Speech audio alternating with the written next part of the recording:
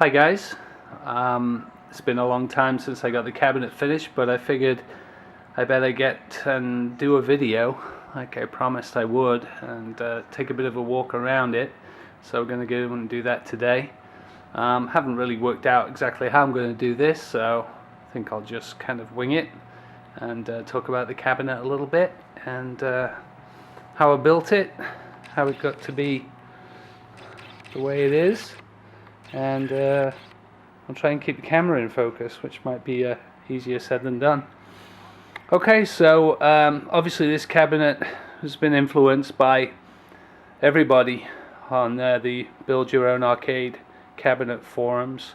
A lot of great builders there sharing a lot of wonderful advice and techniques, and this cab is no exception to the rule. It's been built by reading those threads and seeing what other people have done and taking inspiration from that, and sort of ended up being a bit of a labor of love, but they all are. I think it took about 5 months to build from start to finish, and learned a heck of a lot of stuff along the way. Made some good friends as well on the forum, so it's been a great trip. Okay, so the main thing about this cabinet is that I tried to build it in a way that just made sense to me instead of trying to follow other people's techniques. Not because I think my techniques are better, it's easier for me to build if stuff makes sense in my own head. So I wasn't very confident about committing to a design from day one, because I'd never built a cab before. So the idea of building a cab around a chassis that was completely dependent on the sides and the shape of the exterior of the cab, it just seemed like a big commitment in the beginning. So what I did was I built a frame from the inside out, sort of a skeleton. I made the frame out of very basic timber that I got from, of course, the local Home Depot. Put it all together with pocket joints and pocket screws, which is something I'm just familiar with because I've used it before.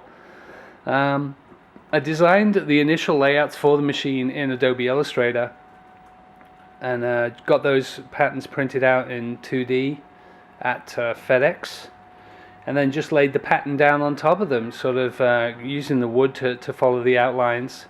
And I'm glad I did it that way, because I had to make quite a few design changes as I went, finding out that things didn't fit, or things needed to be a little bigger than I thought.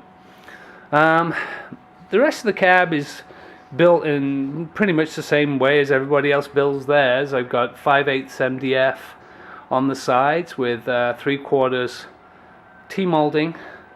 The MDF is double laminated on both sides, and a lot of people ask me, well, why are you going to laminate the MDF and then stick full, sorry, terrible focusing, why are you going to stick full graphics on there? And the laminate actually gave a beautiful surface to stick the graphics on top of. All the graphics were done by Game On Graphics. As you all know, they're not cheap, but the standard of what they do is absolutely spectacular. So if I was going to spend all that money on getting full-size graphics made, I wanted to make sure that I was sticking it to a surface that was really going to do it justice. So using the Wilson Art black vertical laminate stuck down with contact adhesive on top of the MDF gave me a really beautiful finish. And then when I went and put the Game On Graphics self-adhesive vinyls on top, then the finish was just phenomenal. Initially, when I started designing the cab, I knew that I wanted it to be able to not only play video games, traditional stuff from arcades, but also I wanted it to be able to play pinball. So that's what influenced the design of the play field here. 2 monitors, obviously one to use for back glass, and the other one to be the main play field. And it kind of ended up dictating that shape there, where the bottom monitor is laid all the way back. That sits at about 20 degrees, and then of course the back monitor is vertical. The bottom monitor is a 23-inch 16:9 LG LED, and the back monitor is an older 15-inch 4x3. But when you put them up next to each other, they actually have the perfect proportions for a mini pinball machine. So I was really sort of happy with the way they worked out. I covered the play field in glass. I know a lot of people use very, very dark tinted glass to get rid of the mistakes, I guess, in their bezeling or mask out monitors, things like that. I went with a slightly lighter tint because of all the artwork that we have back here around the play field. I really wanted the monitor and the play field, the bezel, sorry, bad focusing again. I really wanted the bezel and the play field to all come together and be part of the experience. So I didn't want to use glass that was going to be too dark, because that would kill all of that artwork. And we've carried the artwork through the back and all down the sides of the bezel, and obviously we'll look a bit more of the artwork later because that plays a key role in the look and design of the machine, especially when the monitor is rotating. Again, we carried on all of the artwork through the control panel, which follows the angle of the bottom screen, so you get that sort of nice sweeping angle that continues right out of the machine towards the player. And while I was having the glass cut, I was getting it shipped to me, and the shipping was pretty much a flat fee, so I threw the glass in for the marquee as well. So the marquee is actually behind the same tinted glass. The lighting behind the marquee is LED strips just stuck on top of an MDF panel. You guys can see the build for that in the build thread, and see how I put that together. All of the ambient lighting on the cab is actually LED. I just used the LED strips that a lot of people have started to play with now. Got them from Amazon with an LED controller. And if we look down at the bottom of the cab here, we can see it cycling through a little color display. Obviously they're all RGB LEDs.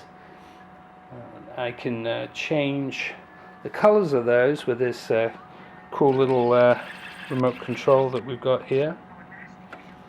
So let's pull this out down here, and if I want to change all the lighting on the cab to red, nothing ever works when you want it to on camera. There you go. Well, that's not cooperating, but no surprise.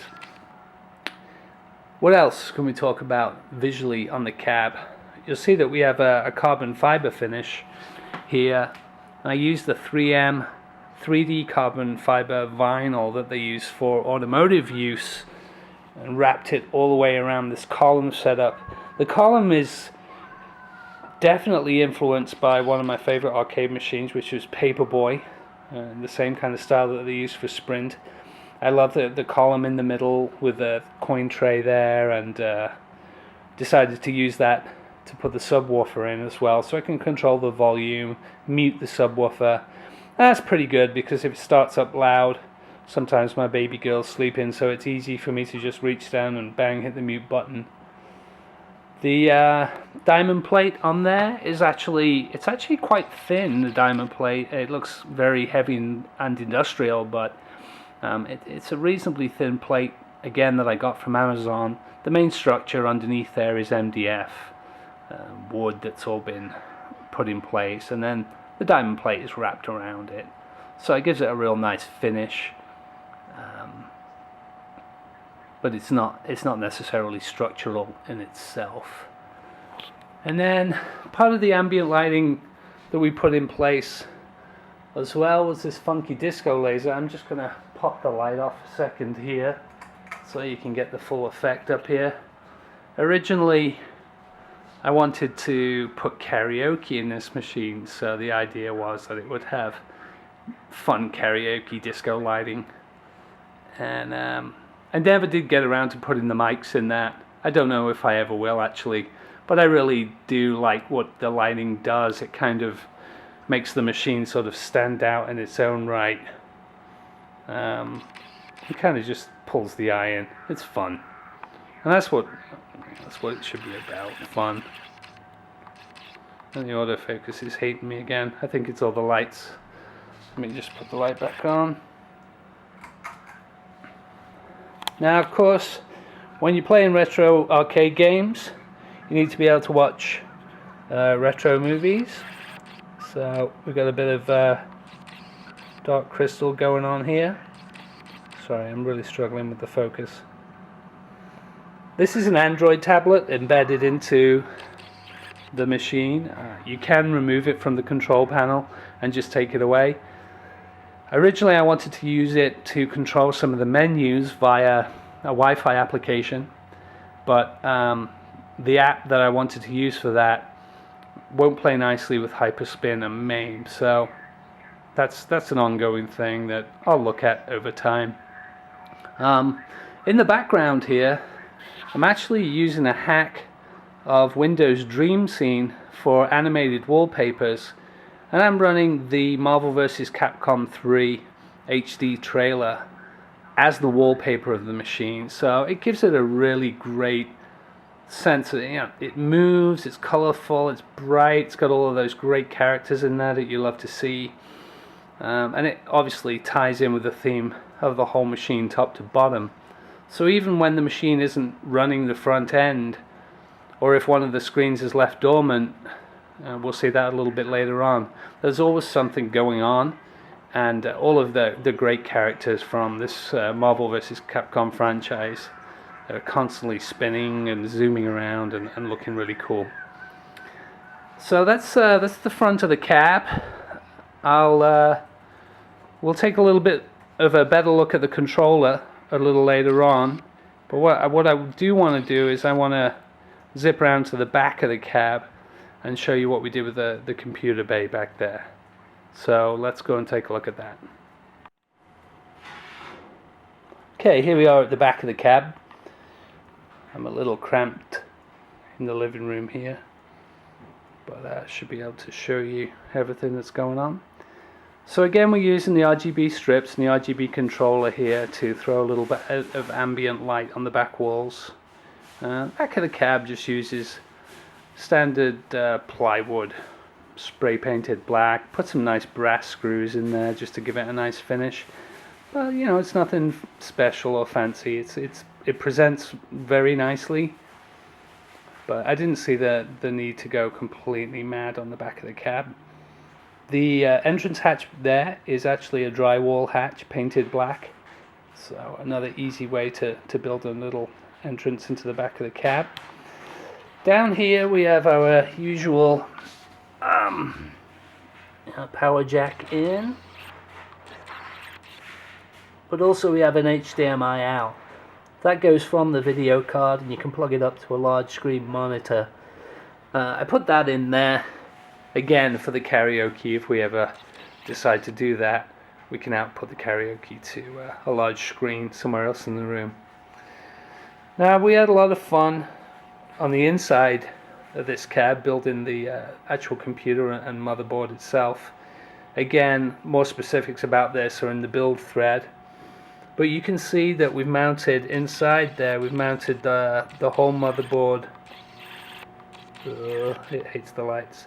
We mounted the whole motherboard on clear acrylic, which we then did a really nice sort of brush job on, and then side lit the acrylic with those LED lights again. And it was just a nice way to present the motherboard in the cab. Use some LED fans, and then got this kind of cool fun fan that we've mounted in the back of the access panel here, and you can program your own messages into it. So we've got this one saying, Marvel vs. Capcom, the ultimate arcade experience, and all kinds of fun silly stuff.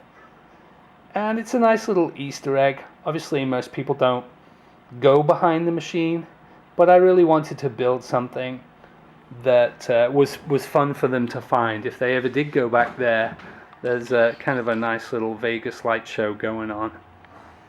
Other than that, nothing really much to see back there, just keeping it nice and clean. And again, we can see our ground effects being controlled by our RGB controller. Okay, so let's go around to the front of the cab now, and I'll set the camera up on a tripod, and we can go through the control panel and the front end and see it playing some games and take a good look at that rotating monitor setup.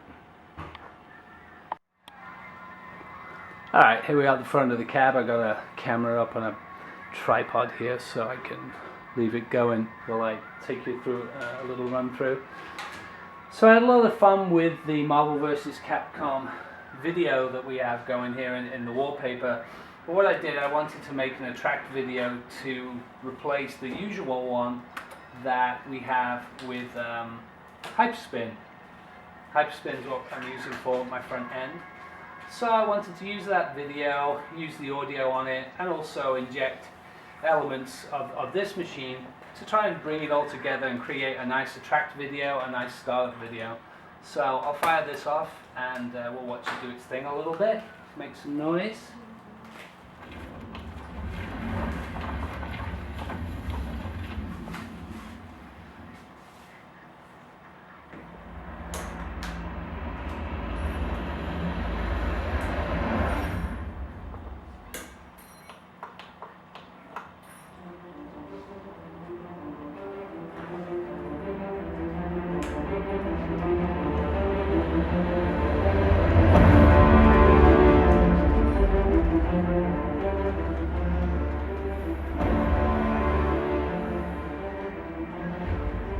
So as you can see, we stuck with the main trailer itself, these awesome 3D visuals that they had, and then I just tried to take elements of my own footage, put them in the cab, sort of make it a little bit more personal to the cab itself.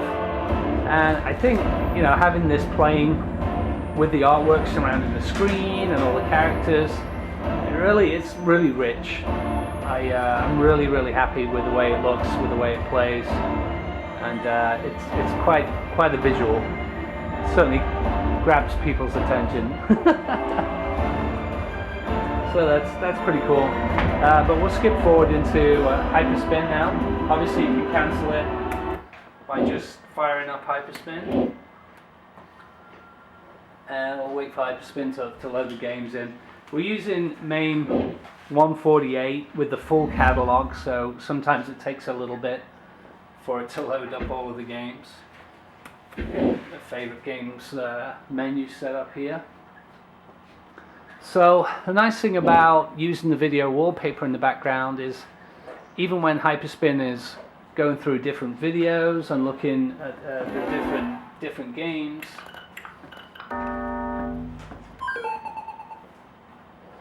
then we still got that great video going on in the background.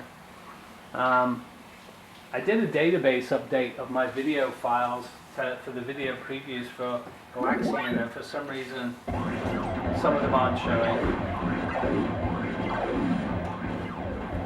But Hyperspin is a great front end. I love the fact that the community puts together so many templates, and it really gives a real rich feeling to your front end. Now, of course, a big deal here with this cab is it recognizes vertical games and horizontal games, and as a result you fire up a vertical game and it rotates the screen around. Also, it uses that back glass up there. We're using MAME hooker to pull the information and pull the marquees in the control panels and throw them up on the back glass.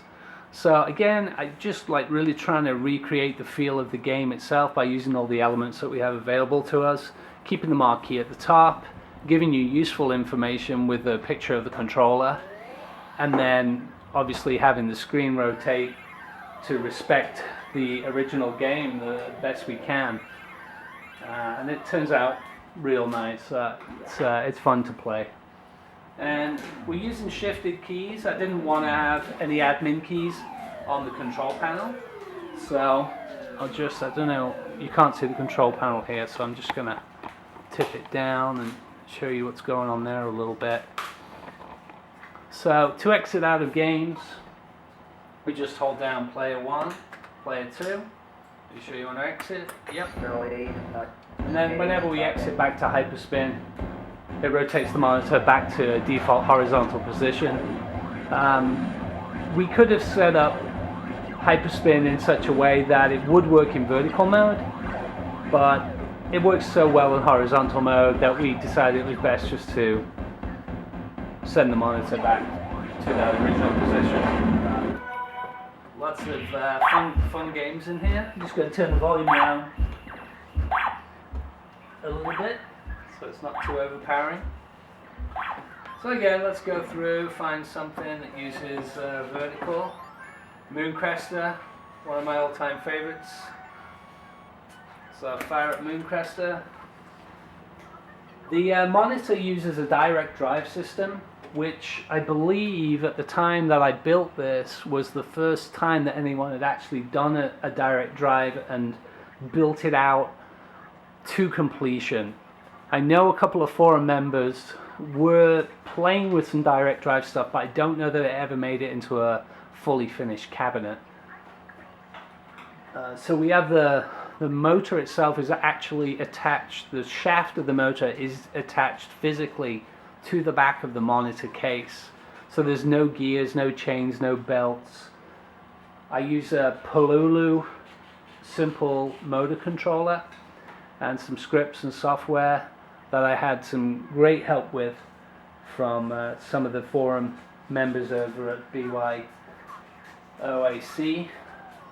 and as a result it works really well. Went through a few revisions trying to get it to the point where it was reliable, had a few cable binding issues, but overall got it to work very well, very reliably. Just going to tip the camera up a little bit here and moving closer. Let's fire up Mooncrester a little bit, throw in some credits. I always used to play Mooncrester at the swimming baths when I was a kid. Come out the baths all soggy and covered in chlorine, and I would just stand there and watch people playing this game over and over. Sometimes I had a little bit of money so I could play myself, but I still suck at it all these years later. Still one of my big favorites though. Again, quit out of it, nice and easy. Back into hyperspin.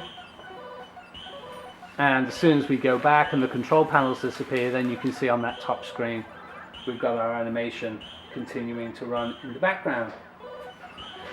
So yeah, I'm just going to just change the camera a little bit more here. Sorry guys, this is very amateur, but I don't think you guys really care. You just want to see the cab doing its thing. Okay, so now we're going to go on to pinball mode.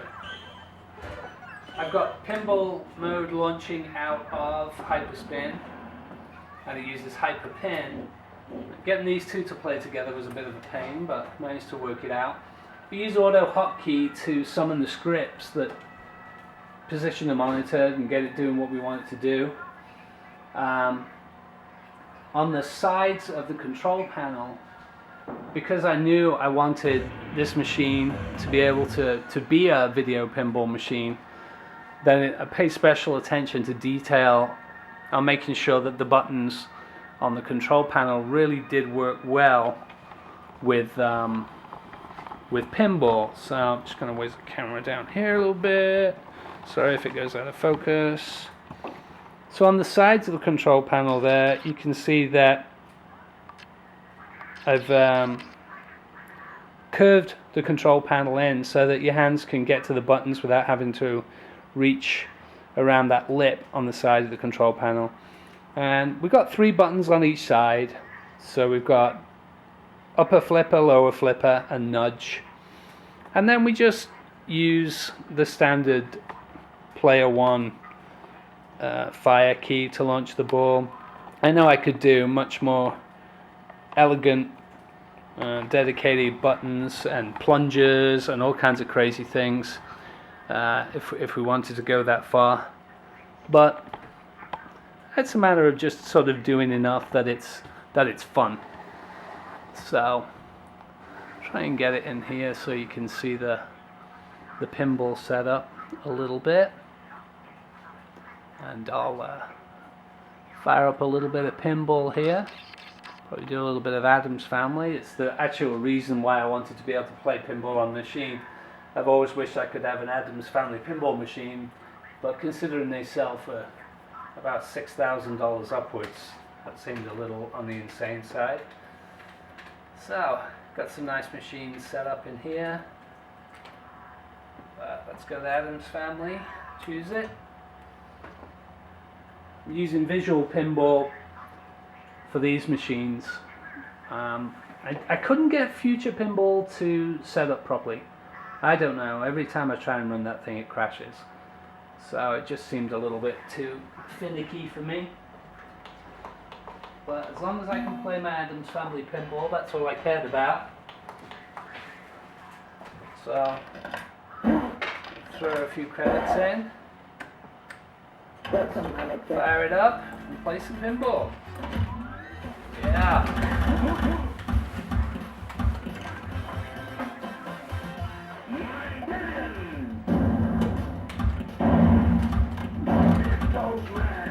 It's not plugged in yet.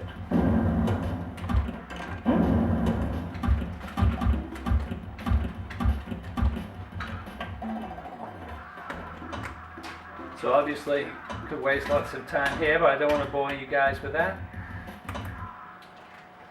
So again, we use the player 1, player 2 combination to escape.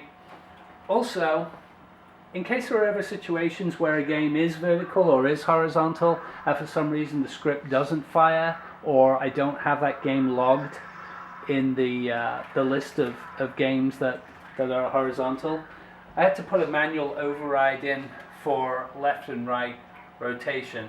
So again, that's shifted. I just hold down the player 1 key and then tap the joystick to the right on player 1, and that will manually engage the rotation. Same thing, player 1 joystick and player 1 button to the left. We've also got player 1 button joystick up and down to get into main tab menu, escape, that kind of stuff. So no need for any admin buttons. It seems to work pretty well. I haven't found myself in a situation where it would gave me any real problems. So that's it really. I mean, that's the whole cab, top to bottom. I really want to thank everybody on the forums for all of the support that they gave me in the thread. Lots of great advice, and it's great just to have people say, hey, you know, keep going, you're doing well. You hit those rough patches where you're not sure how you're gonna make something work or get something to happen, and so they're always nice to be able to just go on the thread, say, hey guys, what do you think of this? And there's plenty of people that have been there before you and can give you some really good advice. So there it is, Marvel vs. Capcom Revolution, my first ever cab, and my pride and joy. I hope you guys enjoyed the video, and good luck with all your builds and building your own personal creations.